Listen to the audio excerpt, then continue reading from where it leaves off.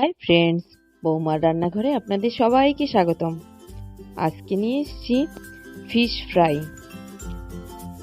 এর জন্য আমি 9টি ভেটকি মাছের ফালি নিয়ে নিয়েছি। ভেটকি মাছটি পাতলা পাতলা করে অবশ্যই দোকান থেকে কাটিয়ে নিয়ে আসতে হবে, এটি খুব ইম্পর্টেন্ট ফিশ ফ্রাইয়ের জন্য। এর জন্য স্বাদমতো নুন দিয়ে দিলাম আর লেবুর রস দিয়ে মাছের মধ্যে ভালোভাবে মাখিয়ে নিতে হবে। এরপর এটিকে 10 মিনিটের জন্য রেখে দিতে হবে। তারপর মাছটি ম্যারিনেশনের জন্য আমি একটি মিডিয়াম সাইজের পেঁয়াজ কেটে নিলাম, 1 ইঞ্চি আদা নিয়ে নিয়েছি, 4টি কাঁচা লঙ্কা নিয়েছি, 12 কোয়া রসুন নিয়েছি, কিছুটা পুদিনা পাতা নিয়েছি আর কিছুটা ধনে পাতা নিয়ে নিয়েছি। কলকাতার বিখ্যাত একটি স্ট্রিট ফুড, এটি সহজেই আমরা বাড়িতে তৈরি করব। ধনে পাতার পুদিনার সবটা ভালোভাবে পেস্ট করে নিয়ে নিলাম। তারপর মাছের গায়ে ভালোভাবে ওলটপালট করে মাখিয়ে নিতে হবে। ভালোভাবে মাখানো হয়ে গেলে তারপর এটিকে 20 মিনিটের জন্য সাইডে রেখে দিতে হবে ঢেকে। কোট দেওয়ার জন্য 2টো ডিম নিয়ে নিয়েছি এবং তার মধ্যে স্বাদমতো নুন দিয়ে হাতের সাহায্যে ভালোভাবে চামচ দিয়ে মিশিয়ে নিলাম।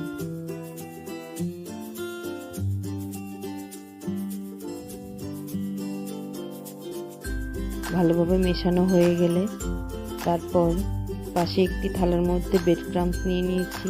তারপর একটি মাছের ফালি নিয়ে ব্রেড ক্রাম্বসের কোট দিয়ে নিলাম।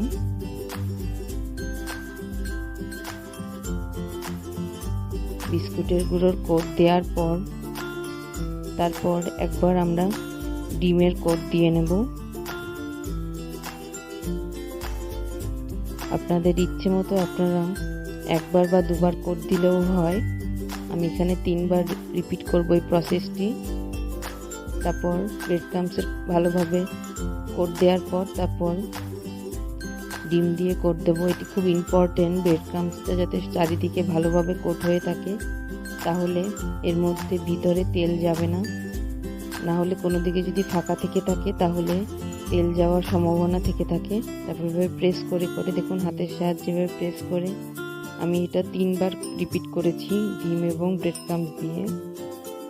তারপর একটি ছুরির সাহায্যে সাইডগুলোকে ভালোভাবে সমান করে নিলাম। এইভাবে দেখুন তৈরি হয়ে গেছে আমাদের ফিশ ফ্রাই ভাজার জন্য। তারপরে একটি কড়াইতে পর্যাপ্ত পরিমাণ তেল দিয়ে দিলাম। তেলটি মিডিয়াম গরম হলে তার মধ্যে ফিশ ফ্রাইটি দিয়ে দিচ্ছি। মিডিয়াম হিটের অয়েলের মধ্যে আমার একসাথে 2টো ফ্রাই ধরবে, তাই আমি 2টো দিয়ে দিয়েছি।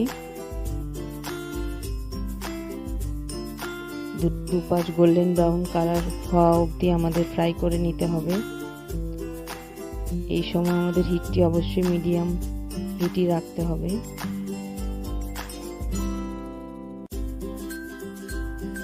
আমার চ্যানেলে যদি আপনারা নতুন হয়ে থাকেন তবে অবশ্যই কমেন্টে জানাবেন ভিডিওটি কেমন হলো এবং সাবস্ক্রাইব করে বেলটি প্রেস করবেন, তাতে নতুন ভিডিও সবার আগে আপনাদের কাছে পৌঁছে যাবে।